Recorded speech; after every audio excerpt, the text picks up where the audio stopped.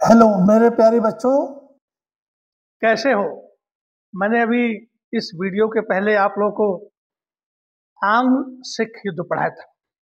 उसमें मैंने आप लोगों को कहा था कि मैं एक ऐसा लिस्ट दूंगा जो औरंगजेब से लेकर के मुगल बादशाह कितने हुए उनकी सूची दूंगा। कारण यह है बच्चों कि जो परीक्षाएं होती है हमारी, चाहे आईएएस की हो, पीसीएस की हो, जिसकी भी परीक्षा हो, हमें यदि आधुनिक भारत देखना है तो मुझे बादशाहों की सूची याद होनी चाहिए कि कब से, इधर खड़ा हो जाता हूं, कब से किस बादशाह ने कितने साल तक शासन किया और कितने साल तक नहीं किया, लेकिन कौन कौन कब कब दिल्ली की गद्दी पर बैठा।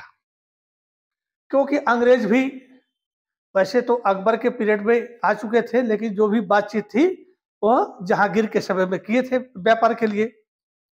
लेकिन सबसे बड़ी चीज क्या है कि आज आपके सामने जब भी प्रश्न आएंगे, कोई भी युद्ध हुआ हो, तो उस समय मुगल बादशाह कौन था। सूबेदार अलग होते हैं जिसको गवर्नर बोलते हैं, मैं बताया था आप लोगों को। और इस वीडियो से पहले मैंने कहा था कि मैं सबकी सूची दूंगा। तो चलिए आज इस सूची को हम देखते हैं कि कौन कब रहा, उसका असली नाम क्या था, और उसने जो है गद्दी पर बैठने के बाद क्या अपने नाम कुछ और रखे। तो इसी के बारे में बात करते हैं। देखिए, औरंगजेब यह जो है 1658 में मतलब गद्दी पर बैठते हैं। 31 जुलाई 1658 यहाँ लिखा हुआ है। देखिए, नंबर 1 यहाँ डाला हूं, एक नंबर डाला हूं और एक नंबर डाला हूं। ऊपर क्या है? औरंगजेब है। ये उपनाम है, ये वास्तविक नाम है और एक कार्यकाल है। तो जो औरंगजेब हैं, इनका असली नाम था मुही अल दीन मोहम्मद। मुही अल दीन मोहम्मद। इन्होंने 39 साल 49 ईयर्स इन्होंने मुगल बादशाह की दिल्ली की गद्दी पर इन्होंने शासन किया। और ये शुरू करते हैं शासन 31 जुलाई 1758 से 3 मार्च 1700। कहीं लिखा है, कहीं फरवरी लिखा है, कहीं 17 फरवरी 1707 लिखा है। तो इसमें शायद ये ना पूछे, लेकिन जहां मैंने ढूंढा है मतलब कंफ्यूजन है। लेकिन असली जो मुझे ज्ञात है, जो मैंने ढूंढ करके लिखा है, अलग अलग लोगों ने दिया है, तो 17 फरवरी के जो है 1707 में अल्लाह मियाँ को प्यारे हो जाते हैं। तो आप लोग देख लीजिएगा कि रियल में क्या है। तो यहाँ पर मैं कर देता हूँ 17/2/1707 में, लेकिन जो हमें मिला था मैंने उसी को लिखा था, जो भी है। तो ये जो है मतलब ये तो पूछेगा नहीं कि कब से कब तक शासन किया था, लेकिन उन्होंने 49 ईयर्स तक किया था। लेकिन 17 फरवरी 1707 मैं अपनी कंपटीशन की तैयारी में किया था, लेकिन अभी ये कहीं और मिल गया तो हमने कहा अच्छा चलो भाई। दूसरे आते हैं बहादुर शाह। ये जो है बहादुर शाह जो है 63 साल की उम्र में एक गद्दी पर बैठते हैं, बुढ़ौती पे, अपने भाइयों से युद्ध करके उनकी हत्याएं कर करके। और ये जो है मतलब इनका असली नाम था कुतुबुद्दीन मोहम्मद मुअज्जम। शार्ट में इनको मुअज्जम या मुअज्जम ही कहा जाता है, लेकिन इनका पूरा नाम था कुतुबुद्दीन मोहम्मद मुअज्जम। यह 19 जुलाई 1707 को गद्दी पर बैठते हैं और 27 फरवरी 1712 तक यह शासन करते हैं और लाहौर में ही इनकी मृत्यु हो जाती है। ये जो है उनको साहिब खबर भी कहा जाता है, कारण कि 73 साल की उम्र में गद्दी पर बैठते हैं। 60 का मतलब है सठिया जाना, आप लोग जानते ही हैं। लेकिन मुसलमान के बारे में मैंने सुना कि भैया जैसे जैसे बूढ़े होते हैं वैसे वैसे इनकी बुद्धि जो है तेज होती है। चलो जो भी हो, तो ये जो है क्या बोलते हैं 19 जुलाई 1707 में गद्दी पर बैठते हैं और 27 फरवरी 1712 में इनकी मृत्यु हो जाती है लाहौर में। और अब आप देखेंगे कि जब ये मार्च या फरवरी मर जाता है तो जुलाई में क्यों गद्दी पर बैठते हैं? तो गद्दी इनको जो मुगल बादशाह इस्लाम है, तुर्की हैं, गद्दी ऐसे नसीब नहीं होती है। कोई तो बाप के समय में हंगामा कर देता है और कोई बाप के मरने के बाद हंगामा होता है और युद्ध होता है। इनका ये नियम है, तख्त या तख्ता। तख्त या तख्ता, तख्त मतलब राजगद्दी हमको मिल जाए, और नहीं तो तख्ता जो है एक लकड़ी के फट्टे पर लेटा करके जमीन के अंदर लेटा दीजिए। तो ये जो है फरवरी से लेकर के जुलाई तक ये युद्ध लड़ते हैं और यह जीत जाते हैं और उसके बाद ये गद्दी पर बैठते हैं। ये जो है बहादुर शाह, एक लाल कुंवर होती है इनके दरबार में नर्तकी, शायद इसको छोड़ दीजिए, इस पर मैं बाद में आपको बता दूंगा। मुझे डाउट है क्योंकि कभी कभी किताबें, यूट्यूब, ये सब क्या बोलते हैं, गूगल्स भी गलत देता है, तो मुझे देखते ही गलत लग गया। तीसरे नंबर पाते हैं जहांदार शाह। तो जहांदार शाह जो है ये इनका नाम है मौजूदुद्दीन जहांदार शाह बहादुर। देखिए इनका कितना लंबा नाम है, मौजूदुद्दीन जहांदार शाह बहादुर।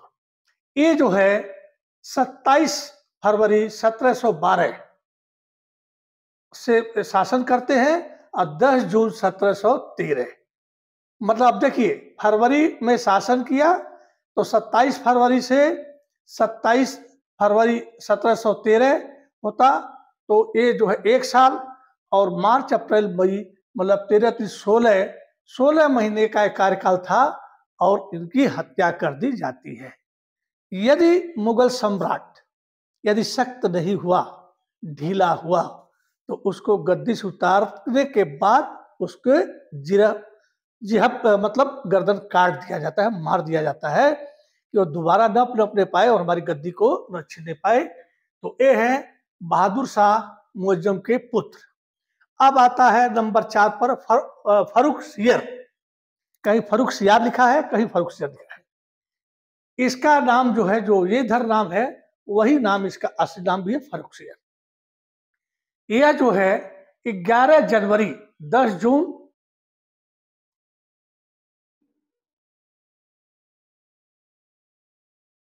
11 जनवरी 1713 और 28 फरवरी 1719, इसके अंदर जो है ये मतलब 11 जनवरी 1713 को गद्दी पर बैठते हैं।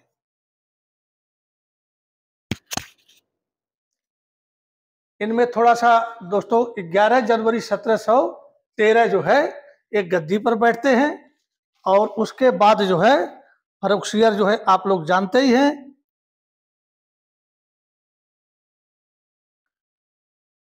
ये 12 में ही, ये 13 नहीं है, सॉरी, ये 12 में ही जो है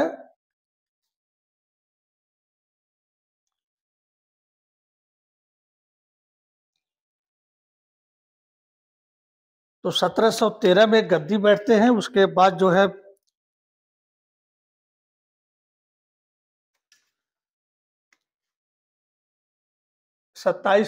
10 जून, उसके बाद जो है, तो ये जो है ये जनवरी नहीं है दोस्तों, यह जून है। देखिए ये जहांदार शाह थे 3 नंबर, इनका नाम था मुजुद्दीन जहांदार शाह बहादुर। 27 फरवरी 12 से 10 जून 1713, मतलब 15-16 महीना रहते हैं। उसके बाद इनकी हत्या कर दी जाती है। हत्या करते हैं इनके चौथे नंबर के फर्रुखसियर। ये जो है फर्रुखसियर इनका असली नाम और उपनाम दोनों एक ही है। ये जो है 11 जून 1713, 11 जून 17, क्योंकि 10 जून की हत्या कर दी जाती है, और 1713 से लेकर के 28 फरवरी 1719, ये बड़े खास है। ये जो है 17 और 6 साल के करीब जो है यह गद्दी पर बैठते हैं, और इन्हीं के शासन काल में जो क्या बोलते हैं 4 राज्य जो थे वह अलग हो जाते हैं। दिल्ली की गद्दी की बात को नहीं मानते हैं, अलग नवाब बन जाते हैं। और उसके बाद बंगाल हुआ जिसका अलीवर्दी खां, उसके बाद लखनऊ है, अवध जो है उसका हैदराबाद है। ऐसे करके ये अलग स्वतंत्र राज्य बन जाते हैं फर्रुखसियार। इनको गद्दी पर अली बंधुओं ने, सैयद अली और मोहम्मद अली, मोहम्मद अली और सैयद बंधुओं ने इनको जो है गद्दी दिलवाई और इनकी हत्या जहांदार शाह की करवा करके। उसके बाद ये मतलब अपने को बहुत ताकतवर समझने लगते हैं और ये जो है अब सैयद बंधुओं का बात नहीं मानते हैं, तो वो क्या करते हैं कि मराठों की मदद से इनको जो है राजमहल में बाल पकड़ कर करके खींच करके और इनकी गर्दन उड़ा देते हैं और उसको बाद वो बनाते हैं रफी उर दर्जत। रफी उर दर्जत को बनाते हैं और इसका वो भी वही नाम होता है और ये भी वही नाम होता है, असली नाम और उपनाम दोनों। और 28 फरवरी 1719 से 6 जून 1719, ये मतलब फरवरी खत्म हो गया, मार्च अप्रैल मई 3 महीने 6 दिन यह कुर्सी पर रहते हैं और इनको पेचिश लग जाती है और पेचिश से मर जाती। उसके बाद रफीउद्दौला हो गया। शाहजहां द्वितीय, इसका जो है असली नाम था रफी उद्दौला और यह जो है 6 जून 1719 को गद्दी पर बैठता है और 17 सितंबर 1719 में मर जाते हैं। तो जून के बाद जुलाई अगस्त सितंबर, ये भी 3 महीने रहते हैं और इनकी 6 रोग टीबी से मृत्यु हो जाती है। अब देखिए ये जो 2 लोग हैं 3-3 महीने के करीब जो है 3 महीने महीने गद्दी पर रहते हैं और अली बंधु जो है इनको अपनी तरफ से गद्दी पर बैठाते हैं, लेकिन इनकी जो है मियाद ही 3-3 महीने रहती है। अब उसके बाद जो है मोहम्मद शाह एक है 7वें, इनका असली नाम था रोशन अख्तर बहादुर। यह 28 साल तक शासन करते हैं जबकि औरंगजेब 49 साल तक शासन करता है। मोहम्मद शाह इनको रंगीला भी कहा जाता है। ये दरबार में कच्छा पहन करके आ जाते थे, डांस करने लगते थे। तो क्या हमारे मुगल साम्राज्य के पतन के कारण जो आपको भी बताऊंगा पढ़ाऊंगा, यही लोग हैं औरंगजेब के बाद। इतने ताकतवर हैं कि तबला ढोल झाल नाचना ये सब करना और ये जो है बन जाते हैं क्या बोलते हैं मोहम्मद शाह। इनको रंगीला भी कहा जाता है।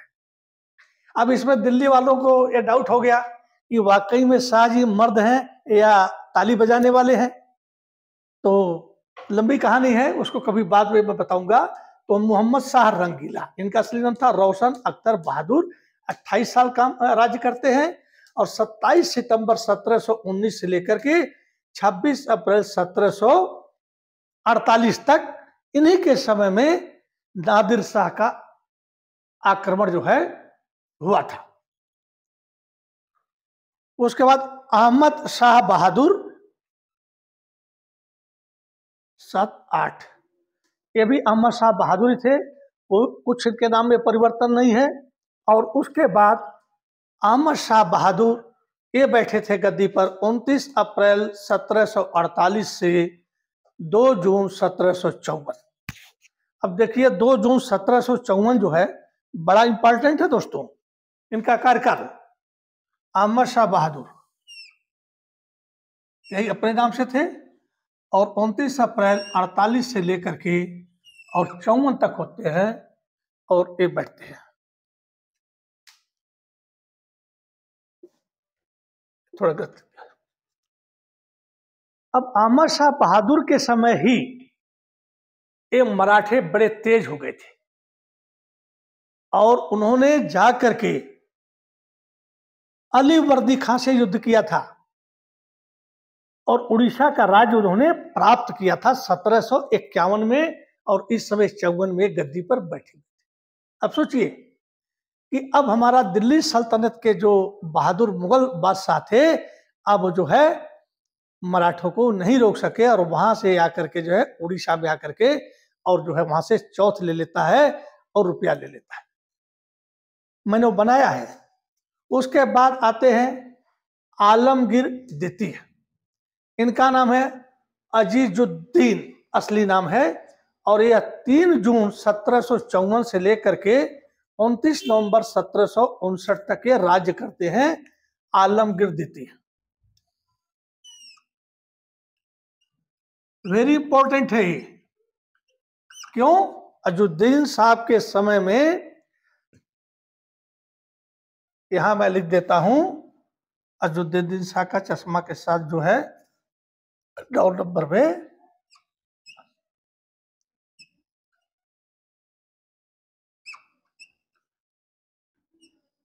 प्लासी युद्ध, आपको मैंने पढ़ा दिया प्लासी युद्ध। ये बैठते हैं 3 जून 54 को और 29 नवंबर 1759 में इनकी गद्दी खत्म होती है। और प्लासी का युद्ध जो है 23 जून 1757 को होता है। यदि आप यहाँ परीक्षा में पूछता है कि जब प्लासी का युद्ध, बार बार तो हमें पढ़ते हैं कि प्लासी के युद्ध के समय पे बंगाल का नवाब कौन था, तो सिराजुद्दौला को बताते हैं। लेकिन आपके इंटरव्यू में, जब आप इंटरव्यू में जाएंगे, आईएएस के चाहे पीसीएस के या किसी भी इंटरव्यू में आप जाएंगे, तो ये पूछ सकता है कुछ समय दिल्ली का बादशाह कौन था। तो दिल्ली का बादशाह उस समय आलमगीर द्वितीय थे। तो आप लोग भूलना नहीं, क्वेश्चन कहां से आएंगे, क्या पूछ दिए जाएंगे, कुछ पता नहीं है। लेकिन विषय भी इतना टफ नहीं है कि हम उसको पता न कर सके, ये मेरी गारंटी है। तो ये है आलमगीर द्वितीय, वेरी इंपॉर्टेंट है। अजीजुद्दीन इसका नाम था, असली नाम। प्लासी का युद्ध उसी में हुआ था और 3 जून 54 को यह गद्दी पर बैठा था और 29 नवंबर 1759 को यह हटा। उसके बाद शाहजहां तृतीय, शाहजहां यहां द्वितीय थे और यहां शाहजहां तृतीय है। इनका नाम था मुही उल मिल्लत, असली नाम। यह 10 दिसंबर 1759 को गद्दी पर बैठते हैं और 10 अक्टूबर 1760 में इनकी बादशाही खत्म हो जाती है। और 1760 में ही, मतलब अब इतने कमजोर हो गए थे कि अब दक्षिण भारत की तरफ इनका कोई प्रभाव नहीं था और फ्रांसीसियों और अंग्रेजों का युद्ध वांडीवास को 1760 में हुआ था। याद रख लेना आप लोग, 1760 में वांडीवास का युद्ध हुआ था। इसके बाद मैं आंग्ल मैसूर युद्ध का ही आपको वीडियो दूंगा।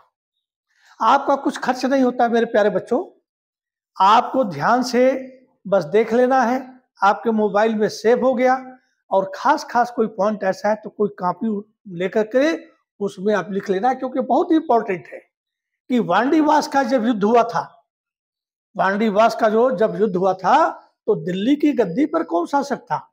जब प्लासी का युद्ध हुआ था तो दिल्ली की गद्दी के ऊपर कौन शासन कर रहा था। यह क्वेश्चन आपके परीक्षा में भी आ सकते हैं, आपके इंटरव्यू में पूछे जा सकते हैं। और लॉन्ग क्वेश्चन यदि आपके प्लासी का युद्ध के बारे में आता है, डिस्क्रिप्टिव आता है, तो आपको लिखना पड़ेगा कि आलमगीर द्वितीय जो है उस समय दिल्ली के बादशाह थे, मुगल सम्राट थे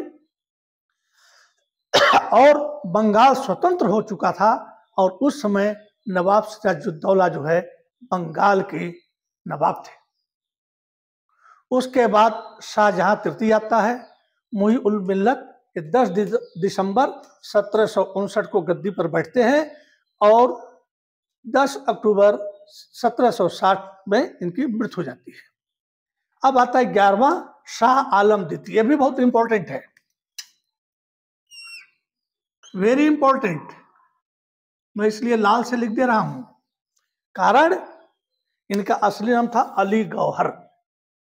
ये जो है रोहन अख्तर, जो 7वां मोहम्मद शाह जो रंगीला थे, ये जो है 28 साल तक राज की है और उन्हीं के समय में अली बंधुओं का हत्या करा दी गई है और इन्हीं समय में हैदराबाद की नींव भी पड़ी है। उसके बाद दोस्तों शाह आलम द्वितीय, इनका असली नाम था अली गौहर। ये 46 साल तक गद्दी पर बैठते हैं और ये 10 अक्टूबर 1760 को ये गद्दी पर बैठते हैं और 19 नवंबर 1806 तक ये गद्दी पर रहते हैं।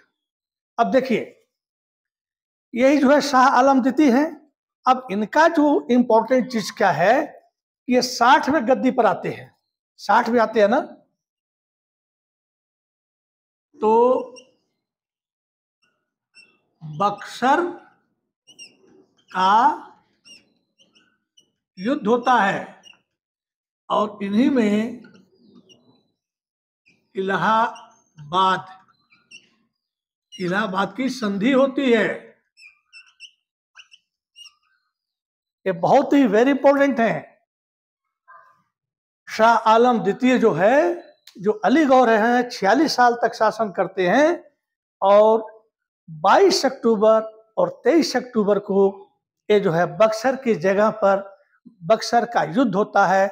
उसमें 3 नवाब मतलब राजाओं की सेना होती है। एक मीर कासिम का होता है, एक शुजा-उद-दौला का होता है और एक शाह आलम का होता है। 40,000 की इनकी फौज होती है। 7,072 जो है अंग्रेजों की होती है। 40 तोप होती है, 140 तोप होती है और 30 तोप उनकी होती है। लेकिन कहते हैं ना, परीक्षा तो सब देते हैं। एग्जाम में तो IAS PCS के प्री वगैरह में तो जिसी का होता वही भर देता था हमारे जमाने में। आज भी भर देते हैं लोग, लेकिन भरने का मतलब नहीं होता है। भर दिए तो आपके खोपड़ी में कितना भरा है उसे आपको उसमें डालना है।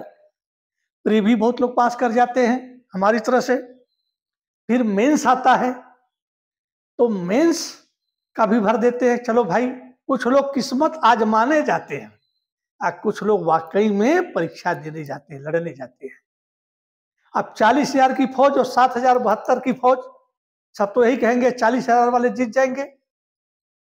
तो मेंस में बहुत लोग जाते हैं, लेकिन लास्ट में जब प्रश्न आते हैं इस टाइप के, इसलिए मैंने आपको बताया है। मैं सोचता हूं कि मैं अपने बच्चों को किस तरीके से मैं इसको बना दूं कि वो कह के वाह रे गुरुजी वाह, क्या आपने बताया था, और परीक्षा में हमारे वही आ गया। तो मुझे अनुभव है। तो माँ या कहीं भी चावल दाल रोटी सब्जी मीट मछली सब रॉ मटेरियल पहले होते हैं। तारीफ तो उसकी होती है जिसने उसको बनाया है, खाने वाले को। तो इसलिए मैं कोशिश करता हूं कि मैं क्या आपके सामने डालूं जिससे कि आप कहें कि हाँ, गुरु जी ने कुछ पढ़ाया था और परीक्षा में बहुत कुछ वही आया था। ठीक है दोस्तों, तो शाह आलम द्वितीय जो असली नाम था अली गौहर, ये 10 अक्टूबर 1760 को गद्दी पर बैठते हैं और 19 नवंबर 1806 में इनका कार्यकाल खत्म हो जाता है, एक्सपायर हो जाते हैं। और उसके बाद इन्हीं के समय बक्सर का युद्ध और इलाहाबाद की संधि हुई थी। बंगाल, बिहार, उड़ीसा की इन्होंने दीवानी जो है अंग्रेजों को सौंप दी थी। उसी समय अंग्रेज इनको पेंशनेबल कर दिए थे और कुछ अपने संरक्षण में रख लिए थे। लेकिन 1772 में महादजी सिंधिया ने इनको ला करके दिल्ली की गद्दी पर बैठाया। लेकिन तब तक इतने कमजोर हो गए थे कि दिल्ली से पालम तक इनकी हुकूमत चलती थी, बाकी कहीं इनकी हुकूमत नहीं चलती थी। क्योंकि यहाँ अवध फैजाबाद जो है ये भी स्वतंत्र था, बंगाल स्वतंत्र था, हैदराबाद था, कर्नाटक भी स्वतंत्र था, मराठे स्वतंत्र थे, इसलिए कोई मतलब नहीं है। उसके बाद अब एक गद्दी पर बैठते हैं और 1806 में मतलब इनकी मृत्यु होती है। अब इनके पास 2 वारिस और रह जाते हैं, अकबर द्वितीय। जब ये मर जाते हैं तो अकबर द्वितीय बैठते हैं। अब मिर्जा अकबर ये 41 साल शासन करते हैं, ये 46 साल करते हैं, मैंने इसलिए लिख दिया है। मिर्जा अकबर 19 नवंबर 1806 से 28 सितंबर 1837 तक ये शासन करते हैं। फिर इनकी कहानी खत्म हो जाती है। मतलब उसके बाद 13वां है बहादुर शाह द्वितीय। इनको बहादुर शाह जफर भी कहते हैं। तो बहादुर शाह द्वितीय जो है 28 सितंबर 1837 को गद्दी पर बैठते हैं और 21 सितंबर 1857 को मतलब 20 साल तक रहते हैं। और इन्हीं के समय में सैनिक विद्रोह होता है। स्वतंत्रता संग्राम का प्रथम बिगुल फूंका जाता है सैनिकों की तरफ से और देशवासियों की तरफ से। पर इसमें कुछ लोग ऐसे थे हमारे राज्य के, मद्रास जो दक्षिण भारत है, और सिख भाई लोग जो बिल्कुल अछूता रहा। और यह विद्रोह 1857 पर मैंने एक वीडियो बनाया है, मैंने आप लोगों को बताया है कि इस वीडियो को देखिए। कहते हैं ज्ञान तो एक बालक से मिल जाए तो उससे भी लेना चाहिए, क्योंकि ज्ञान की कोई बेटा सीमा नहीं है। ज्ञान कहाँ से खत्म होगा, शुरू होगा, शुरू कहाँ से होगा उसको भी पता नहीं, और खत्म कहाँ होता है उसका भी पता नहीं। जीवन भर हम सीखते हैं, बर्थ टू टिल डेथ। जब बच्चा पैदा होता है ना, आंखें घुमा घुमा करके चेहरे पहचानने लगता है, वहां से उसका ज्ञान शुरू होता है। और जब मृत्यु शैया पर उसकी आंख से, उस बच्चा जब बूढ़ा हो जाता है, आंख से आंसू गिरने लगते हैं, उसकी मेमोरी पूरी इतिहास देखती है, बचपन से मैंने क्या क्या किया, किसकी मदद किया है, किसका डाका डाला है, किसको लूटा है, और अंत में उसके प्राण जाते हैं, तहां तक का ज्ञान होता है। तो ज्ञान की कोई सीमा नहीं है।